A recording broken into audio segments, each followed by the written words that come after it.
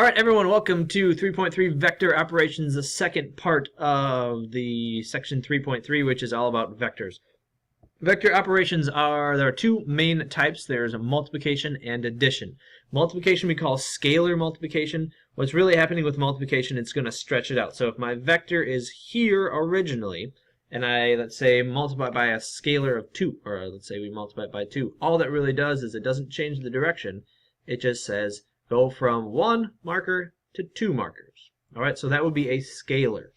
All right, the other type that we have, so before we move on, scalar, if I have multiply some number by my vector, all that really does is multiply my x part and my y part by that scalar, by that k. And it should, of course, be a pointy bracket, not a curved bracket like a point. So that way we know it's a vector and not a point. The other thing is vector addition. So if I have two vectors u and v, let's just say u is u1 and u2 and v is v1, v2. Notice how these u's are very dark. That means they are in fact vectors, and we know it because they're bold and lowercase. Right? So if I want to add those together, all it really does is we want to add the x parts and the y parts.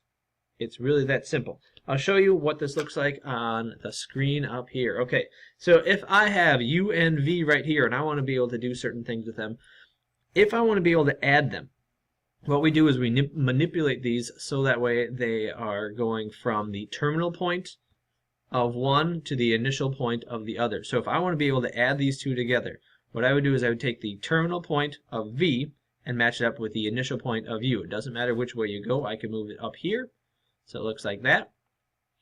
All right, so I go initial point, terminal point. My terminal point is the initial point of u, and it goes up to here. So that way my new scalar, if I were to do v plus u or u plus v, I would end up with this right here.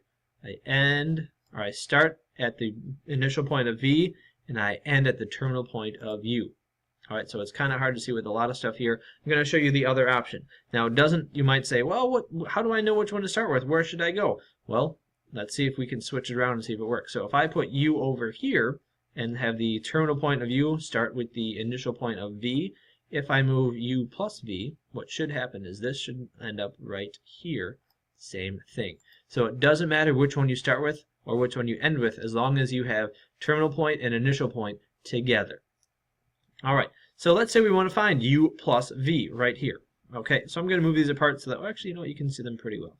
So if I want to find u plus v, what I want to do first is let's write out the vector form of u, and let's write out the vector form of v. So vector form of u, my x is right here, it's 4. So when you think about slope, it's kind of like a lot like slope with what you're doing here.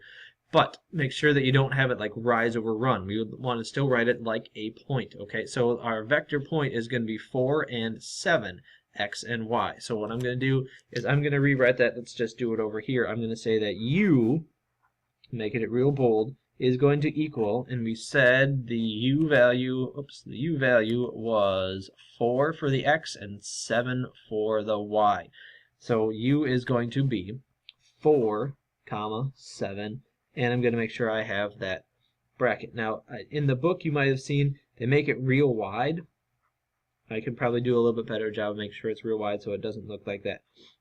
All right, also make sure when you have positives and negatives are going to be correct. If I'm going up for u, it's going to be positive 7. If I'm going to the right for u, it's going to be a positive 4. Not like slope where you can count either way. You have to start at the initial point and go to the end point. All right, so if that's u, let's look at v. V is, oh, it's kind of hard to see this one. Let's just move this, let's move it up just a little bit. The x is going to be 16, the y is negative 4. Notice it's negative 4 because it's going down as we go from left to right, from initial point to terminal point. So it's going to be a negative 4 for the y, positive 16 for the x. So we can rewrite v as, we said it was positive 16 for the x, negative 4 for the y. All right. So if we now want to add u plus v, all I really have to do is kind of just like old-time addition. We're just going to add down. So we can say bold u plus bold v is going to be the same as 16 plus 4, 7 plus negative 4.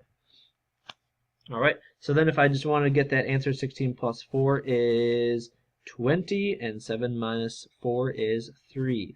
So u plus v should be 20, comma 3.